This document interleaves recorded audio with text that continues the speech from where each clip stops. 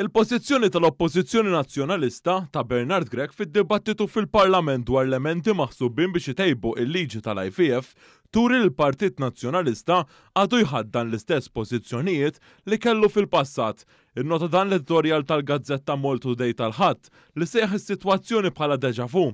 L-editorjal fakkar kif il-Partit Nazzjonalista anke f'okkażjonijiet oħra kien oppona żviluppi relatati mal-IVF. Fl-editorjal intqal kif il-pożizzjoni tal-Partit Nazzjonalista hija l-istess bħal meta kien oġġezzjona għall-IVF fil-prinċipju. L-editorjal fakkar kif l-eks Prim Ministru Lorenz Gonzi kien żamm lura milli tibda id-diskussjoni dwar dan is-suġġett u li taħt it-tmexxija ta' Adrian Delija il-Partit Nazzjonalista oppona ir-riforma fl-2018. L-istess editorjal fakkar kif dawn l-emendi fil-liġi tal-IVF tresqu fil-Parlament mill-Prim Ministru Robert Abela wara li l-Gvern ingħata mandat sabiex bis-saħħa tax-xjenza aktar nies ikollhom l-opportunità li jsiru ġenituri.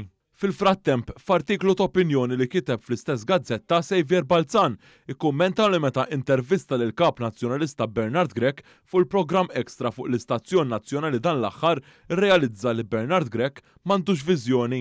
Balzan żied jgħid li waqt dan il-programm Bernard Grech ma kellux opinjoni dwar dan is-suġġett tant importanti.